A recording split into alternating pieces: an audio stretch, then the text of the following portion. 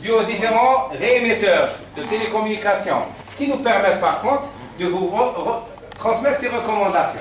Donc il faut faire attention à vos portables, de ne pas les mettre dans vos poches. Pour les femmes, il faut les mettre dans le sac. Pour l'homme, soit dans la voiture, l'oublier un petit peu, ou bien dans un cartable.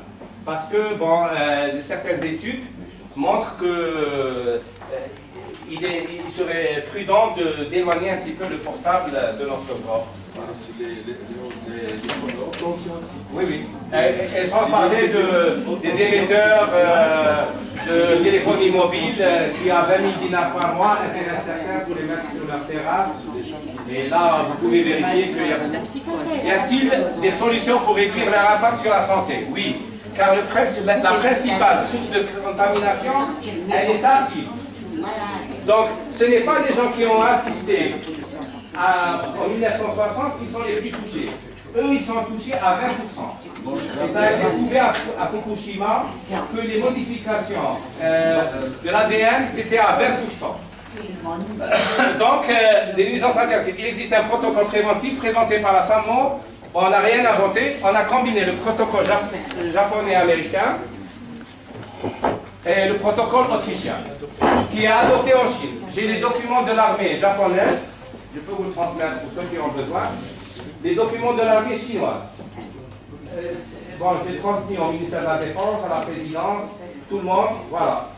Ce que font les Chinois pour la prévention des radiations nucléaires, c'est avec Birkmayer, le NADH.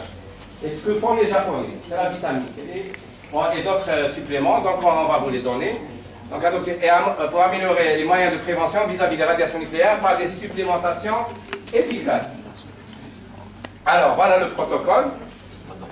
Donc, les solutions proposées pour prévenir les effets néfastes des radiations, vu que notre société savante vastement a reçu des sommitaires en matière, tels que le professeur Thomas Edward Levy des États-Unis, Atsuo Yanagisawa du Japon, Georges Birkmayer de l'Autriche, Gilbert Henri Crusoll de l'Espagne. Le protocole présenté par le professeur Georges Birkmayer se base sur une dose quotidienne de 80 mg de NADH. Mais faut-il qu'il soit enregistré et qu'il soit disponible. Ce n'est pas illimité. Bon, on avait parfois pour certains patients par la gentillesse de l'ambassadeur, mais elle va partir au principe ce mois de juillet. Donc j'espère que d'ici là, il y aura des solutions plus simples pour l'avoir dans les pharmacies. Hein. Protocole présenté par Atsuo Yanagisawa, il se base sur dose quotidienne, vitamine C 3 à 12 grammes, selon les zones, et 25 grammes pour les zones hautement contaminées. Alors là, pour quelqu'un, par exemple, un militaire qui va dans la zone contaminée pour manipuler, ou bien il y a un poste militaire pour éviter que les gens aillent dans ces zones, c'est 25 grammes. Et je vous annonce qu'après ma communication, j'ai eu un appel du ministère de la Défense. Moi, j'étais un petit peu, pas perplexe, hein, moi je ne connais pas la retenue. Je voulais savoir de quoi ils voulaient dire. Ah ben, ils ont créé un système de rotation qui est vraiment très court. Alors qu'avant, c'était, bon, il pouvait passer quelques années ou quelques mois. Maintenant, c'est vraiment du ressort de 45 jours et le militaire est relevé. Donc quand même, le message est un peu passé. Dans ce sens-là, la vitamine E, 200 à 400 mg, mais il faut que ce soit de la vitamine E naturelle, pas synthétique. Le sélénométhionine ou sélénocystéine ou séléno-ACE. Parce que le sélénium, il est inerte, donc il y a la forme active, soit à la méthionine, soit à la cystéine, acide aminé, soit à la vitamine ACE. Donc 100 à 400 microgrammes. Bon, il y avait disponible avec M. Youssef Baba, le frère de Brahim Babalakou, mais il n'a pas eu un financement suffisant pour ramener. Donc la dose c'est 100 à 400 microgrammes. Les gélules c'est 200 microgrammes. Donc si vous êtes dans une zone comme Alger, en principe c'est une gélule tous les 2 jours. Si vous êtes dans une zone du sud, c'est 2 gélules par jour. Acide lipoïque, 200 à 600 mg par jour. Et c'est très efficace également comme traitement dans les maladies neurologiques, hein, dégénératives. Pardon ? 200 à 600 mg. Le sélénium, c'est en microgrammes. L'acide alpha-lipoïque. Voilà. Acide lipoïque. Alpha-lipoïque. Oui, lipoïque. Acide lipoïque. Ça ne trouve pas en pharmacie. Non, non. Oui, oui. Là, c'est les recommandations, les dernières recommandations du professeur. Voilà. Bon, lui, il a dit 100 à 400 microgrammes. C'est les dernières recommandations. L'expérience réalisée à Fukushima, au Japon. Non, non, non, non. Malheureusement. Il n'est pas enregistré encore. Et il est très utilisé dans les États-Unis d'Amérique, dans les traitements des maladies neurologiques. On a d'excellents résultats. Et il y a le professeur Bergson, qui est installé, bon, pas au Mexique, au Nouveau-Mexique, aux États-Unis. Il a une clinique où il traite les maladies neurologiques avec l'acide lipoïque.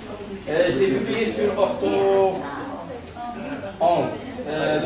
Dans le bulletin Ortho 11, vous avez toute présentation de la clinique et ce qu'il fait comme thérapie. Oui, oui. Dans la pratique préventive, l'expérience réalisée à Fukushima au Japon suite à l'accident nucléaire de mars 2011 est significative.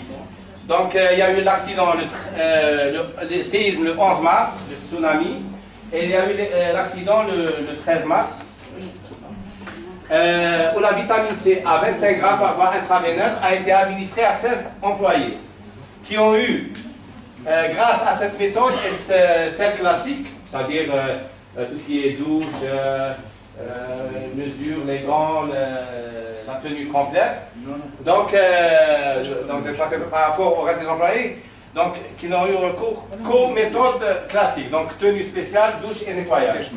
Ces 16 patients n'ont pas eu de modification de leur ADN, donc ils n'ont pas été contaminés. Finalement, avec 25 grammes de vitamine C, on peut, disons, être saturé, si on veut. Donc, et l'intoxication n'y est pas. Donc, si vous avez peur d'être empoisonné, avant d'y aller à un endroit où vous risquez ça, vous prenez 25 grammes de vitamine C et ils peuvent mettre ce qu'ils veulent dans leur soupe de 11 heures. Ce qu'on appelle le bouillon de 11 heures ou la soupe de 11 heures. C'est un terme diplomatique. Quand on dit pour l'assassinat d'empoisonner un responsable, on dit on donne le bouillon de 11 heures. Ça existe depuis l'Antiquité, hein, depuis les pharaons et jusqu'à donc la fameuse méthode pour empoisonner quelqu'un. Donc même cette information, allez chez nos responsables, on leur a dit si vous allez dans un pays où vous doutez de quelque chose, voilà la méthode. Je vois l'activité avec les champignons. Oui. Il a fait quelqu'un avec le fameux champignon à Paris. C'est l'Inis Pauline qu'il a fait. Avec la toxine. Voilà. Il a mis 15 grammes, il a cherché dans un quart d'heure, n'a pas de voilà, elle a été consommée. Alors le protocole d'Atsuo, il a été co-signé par les scientifiques suivants. Bon retour, merci beaucoup. Merci beaucoup.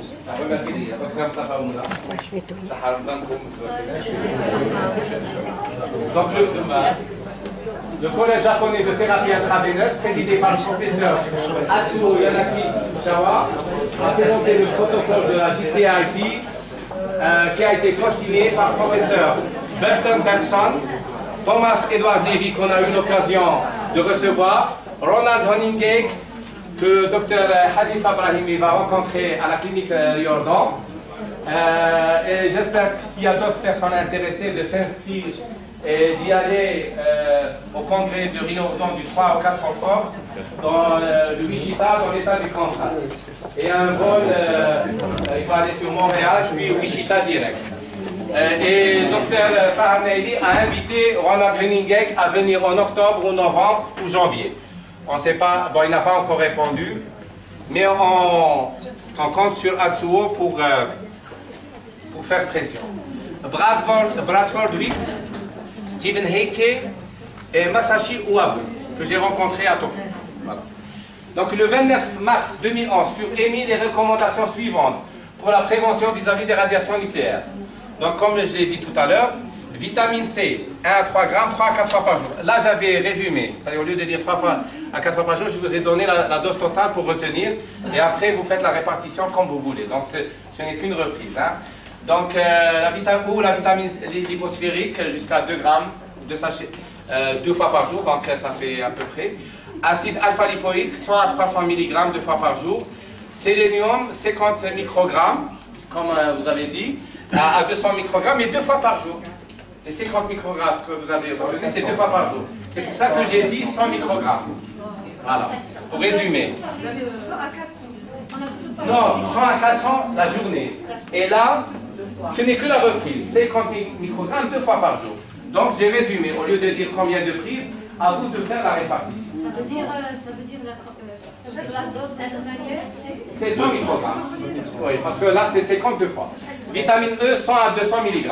Pour ceux qui travaillent au niveau des zones contaminées, en plus de ces recommandations, une perfusion de vitamine C à 25 grammes par voie intraveineuse. Donc, ceux qui sont dans les centrales nucléaires. Bon, la SALMO préconise de combiner ces deux méthodes pour optimiser la prévention. Ce protocole a été approuvé par la SALMO suite aux 2 présentations du professeur Atsuo, président de la GCLT et de l'ISOM, dont la SALMO est membre depuis février 2011, lors des séminaires organisés 24 janvier 2013 et 25 janvier 2014, en présence des membres de la SALMO et des médecins de la direction centrale de la santé militaire. Là, c'était pour les médecins militaires, donc j'avais donné cette information pour qu'ils sachent que déjà les médecins militaires étaient présents avant eux. À ce protocole, 80 mg de NADH ou coenzyme 1. Bon, le terme vitamine B3 enrichie à l'hydrogène, il est un peu faux, hein, parce que c'est plutôt la forme active de l'hydrogène.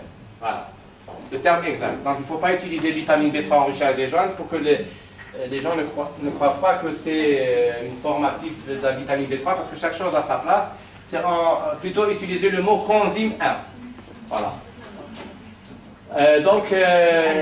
Vu les études ayant prouvé l'effet de l'ADH sur vitamine C effectuées au niveau de la laboratoire de biologie de l'université de Tlemcen, dirigée par le professeur Hafid Amerzouk, et vu les études effectuées en Chine qui ont prouvé l'efficacité du NADH dans la protection vis-à-vis des radiations nucléaires, donc c'est un vrai protocole par l'armée chinoise dans le grand hôpital militaire de Pékin. Donc, il y a une étude pour ceux que ça intéresse. Hein. Vitamine C et NADH, protection de la fonction des lymphocytes en présence des pesticides. Donc, voilà ce qu'a présenté le professeur Demezouk avec Amel Jdou. Voilà. C'est une doctorante qui a soutenu sa thèse et qui est enseignante maintenant. Hein. Ça fait une année. Elle vient d'être recrutée. Elle est excellente, cette doctorante. Voilà. Et maintenant, il y a d'autres études sur d'autres thèmes. Riche en pesticides, comment faire. Aujourd'hui, c'est notre alimentation qui est tellement riche. C'est grave, mais personne n'écoute les scientifiques en Algérie. C'est ça le problème. Il n'y a pas. Tu envoies des messages. On va avec pour les bars, on a écrit. Personne ne m'a contacté. Je ne l'ai pas. Je m'attendais à un contact par le ministère. J'attendais un contact. Personne n'a contacté le labo pour savoir ce qui se passe. Parce qu'on a des solutions, on a des idées.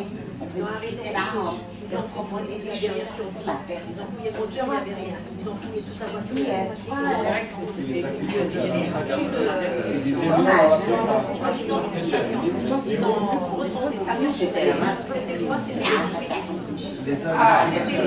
C'était l'époque qui chez nous. Il y avait tellement de conservateurs que ça sautait.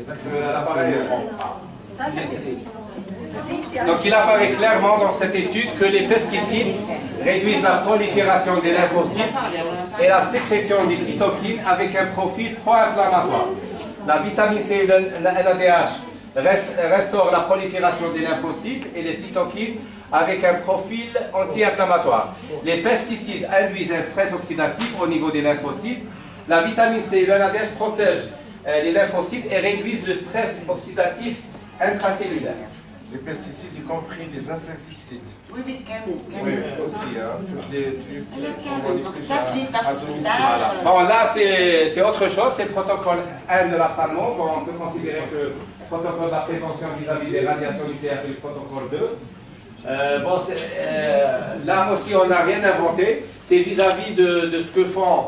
On a fait disons, une jonction entre ce que font les Américains avec les Japonais, ce que font les Autrichiens, avec l'étude in vitro du professeur Habila Mezouk. Malgré que ce n'est pas une étude in vivo, on n'a pas encore fait sur des patients pour avoir du recul, malgré qu'on a eu la guérison de M. Habib Samsar qui est parmi nous. Mais on ne peut rien dire maintenant. Est-ce que c'est par rapport à son cas? Est-ce qu'on peut l'appliquer à tous les cas? On ne peut pas s'engager. D'accord. Par exemple, est-ce que si un cas est très évolué, est-ce qu'il y aura une réponse ou pas? Là, c'est après qu'une fois que les produits seront enregistrés, qu'ils seront disponibles et que chacun pourra faire une étude et avoir carrément, bon, on a l'avantage qu'il n'y a pas d'effet secondaire, mais c'est juste que, point de vue, disons, responsabilité morale, c'est-à-dire il faut qu'il y ait une adhésion totale du patient, ou bien que le patient n'a pas de solution thérapeutique pour pouvoir proposer un protocole nouveau, même s'il n'a pas d'effet secondaire. D'accord? Voilà. Donc, selon une démarche scientifique, et en combiné le protocole de Riordan, utilisant la vitamine C appliquée aux USA et au Japon, et la méthode de Birkmayer appliquée en Autriche utilisant le NADH, suite à l'étude réalisée au laboratoire de biologie de l'Université de Tlemcen combinant NADH vitamine C dans la protection d'une culture de cellules lymphocytaires vis-à-vis des pesticides, suite aux dernières études présentant l'intérêt du sélénium combiné à la méthionine, cystéine et vitamine dans la prévention du cancer du sein et des ovaires réalisées aux USA, là j'ai une vidéo qui montre que uniquement en consommant du sélénium aux États-Unis, il y a eu une réduction de 79% du taux de cancer de l'ovaire et du sein aux États-Unis. Parce qu'il y avait dans les années 70-80 des campagnes de prévention. Donc les statistiques, donc c'est très important, ça, c'est pour ça qu'on a ajouté le sélénium. Suite à l'application du protocole d'Assan, on combine ces trois méthodes, mégadose de NAD à 160 mg par jour, mégadose de vitamine C 5 g par jour pour la forme liposphérique, ou, ça c'est sur recommandation du professeur Thomas Levy, ou 75 g 2 fois par semaine pour la forme injectable par voie intraveineuse, que j'ai eu l'occasion de visiter la clinique du professeur Atsuo, et eux pour libérer le patient, au lieu de faire tous les jours comme les Américains, ils font 2 fois par semaine, et c'est des flacons de 50 ml. La compagnie c'est Milan, il y a une deuxième compagnie, Glen je pense. Donc il y a une en Irlande, une aux États-Unis. Il n'y a pas d'autre. Donc si vous avez une autre adresse, c'est que c'est faux. C'est ce qu'on appelle les complexes. À une époque, on parlait en Algérie qu'on allait avoir le quatrième complexe de biomoléculaire. Le premier aux États-Unis, le second en Irlande, le troisième au Singapour. Mais je ne sais pas ce que c'est devenu pour le quatrième. C'est seulement ces laboratoires qui produisent ce genre, parce que là, la vitamine C, elle est à l'état pur. Donc, il n'y a pas d'adjuvant, il n'y a pas de colorant, il n'y a pas d'additif. Et là, on peut aller à des doses de 25 grammes. Alors que, le professeur Assouri Yamagichawa nous a adressé un protocole de Riordan appliqué à l'Algérie, c'est-à-dire avec l'AMM. Donc, le produit enregistré, c'est la vitamine C 1 gramme. Elle existe, il y a Roche, il y a Saïdal. Mais, il est publié sur Ortho 5, il est publié également sur Ortho 11. Mais c'est vraiment une œuvre d'art, c'est un puzzle. C'est 175 flacons d'eau distillée de 1 ml à combiner avec 15 flacons par exemple, de vitamine C ou 25 par exemple pour avoir 25 grammes. Mais on a eu une patiente qui elle n'a pas pu venir témoigner aujourd'hui, c'est une pharmacienne.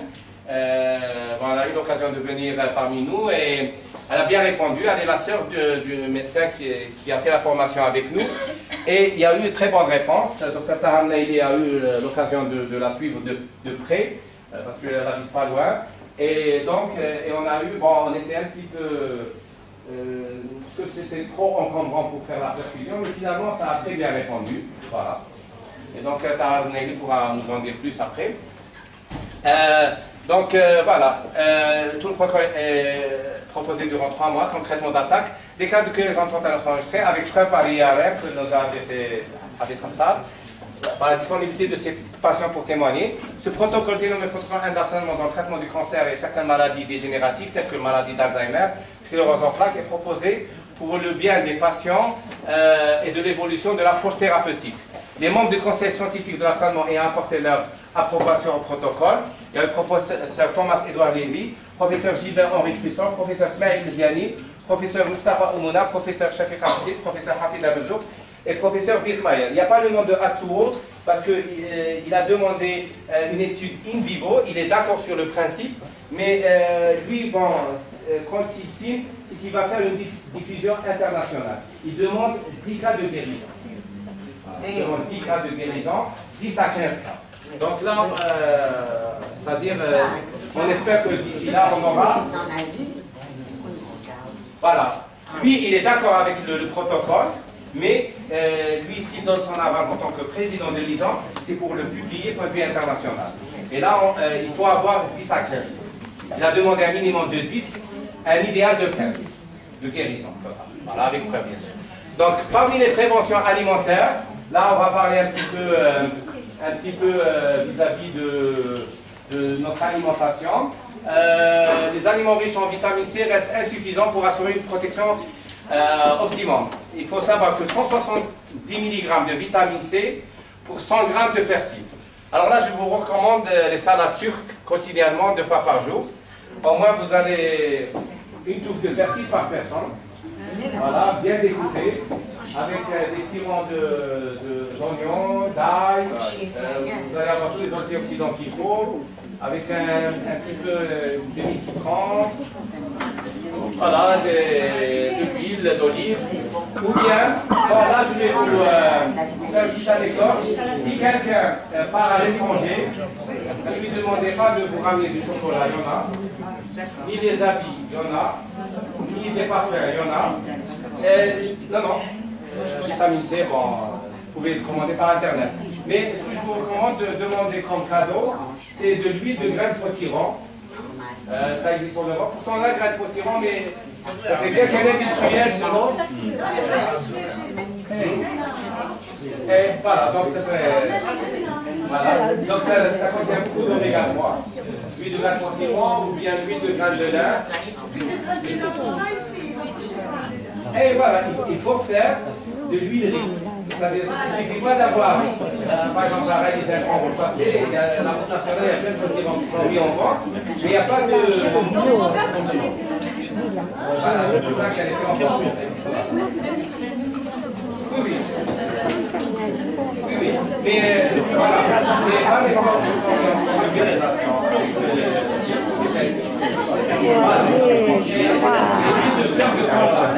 Donc voilà. À chaque fois que vous venez les conférenciers opticiens, la gamme a donné une huile. Moi j'ai ce que j'ai dit.